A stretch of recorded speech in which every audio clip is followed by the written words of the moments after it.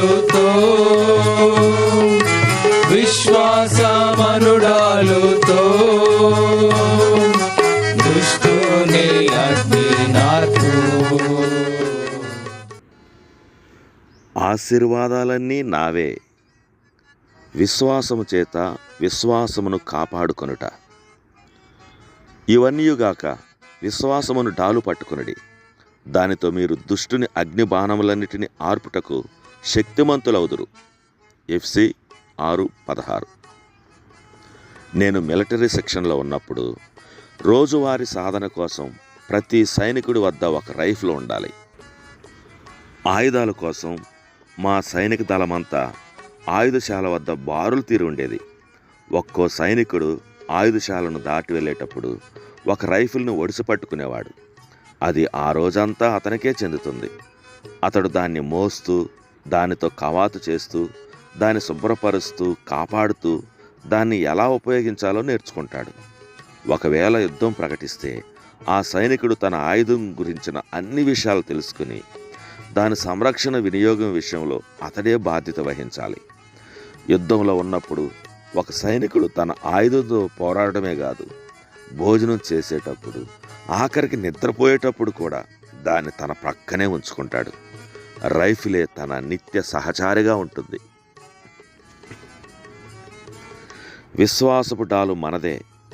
మనం మారుమనసు పొందినప్పుడు మనకి ఇవ్వబడింది. ఒక విశ్వాసికి అందుబాటులో ఉన్న కవచంలోని ఒక భాగమే ఈ డాలు. దాన్ని సమర్థవంతంగా ఉపయోగించడానికి కావలసిన శిక్షణ అనేది మనం విశ్వసించిన క్షణంలోనే మొదలవుతుంది.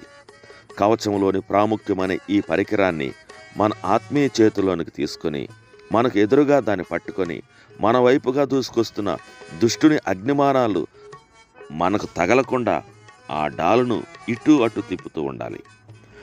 ఈ డాలును ఉపయోగించడానికి అవసరమైన తర్ఫీదు ఎంతో భారంగా ఉంటుంది.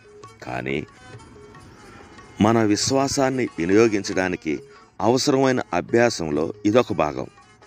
మన విశ్వాసాన్ని ధైర్యంగా కాపాడుకుంటూ దానికోసం పోరాడడానికి గాను మనం ఏమి నమ్ముతున్నామో తెలుసుకోవడం కూడా ఆ శిక్షణలో భాగమే. తర్ఫీద్ అనేది శక్తినంతా హరించి వేసే అభ్యాసం. దానివల్ల మనం పూర్తిగా అలసిపోతాం. మనం ఈ తర్ఫీదు పొందడానికి కంకణం కట్టుకోకపోతే యాత్రికుని ప్రయాణంలోని క్రైస్తవుడు మాదిరిగానే మనం కూడా ఈ డాలును, ఖడ్గాన్ని తేలికగా పక్కన పెట్టేస్తాం. మన కవచం నేల మీద ఉన్నప్పుడు శత్రువు విసిరే బాణాలను ఎదిరించే సిద్ధపాటు లేక మనం ప్రమాదంలో పడిపోతాం. మీరు శోధనలో ప్రవేశించకుండానట్లు మెలకువగా ఉండి ప్రార్థన చేయుడి అంటూ నిద్రిస్తున్న తన శిష్యులను మన ప్రభు హెచ్చరించాడు. ఇక్కడ అపాయం ఏమిటంటే, మనం నిద్రిస్తున్న కారణంగానో, మన గమనం వేరే వైపు మళ్ళడం వలనో, లేక తర్ఫీదు లేదా పోరాటం వల్ల అలసిపోవడం వలనో మన విశ్వాసపు డాలను పట్టుకోలేకపోవడమే. ఈ డాలు దుష్టుడి నుండి ఎదురయ్యే ప్రతి విధమైన అగ్నిబాణాన్ని ఆర్పివేయగల సమర్థవంతమైనది. ఈ దృష్టాంతం ఒక రోమా సైనికుడి చేతిలో బాగా తడిసి ఉన్న డాలుకు శత్రువు వేసే అగ్నిబాణాలు తగిలి ఆరిపోయే సన్నివేశాన్ని ఇది గుర్తు చేస్తుంది. లోక 22:32లో పేతురు నేర్చుకున్నట్లు సాతానుడు అగ్నిబాణాలు మన విశ్వాసం మీదకే గురిపెట్టి ఉంచాడు. నీ నమ్మిక తప్పిపోకుండానట్లు నీ కొరకు వేడుకొంటిని. ఈ విశ్వాసపు డాలు అనగా మనం నమ్మేది నిప్పుకు నీరు లాంటిది.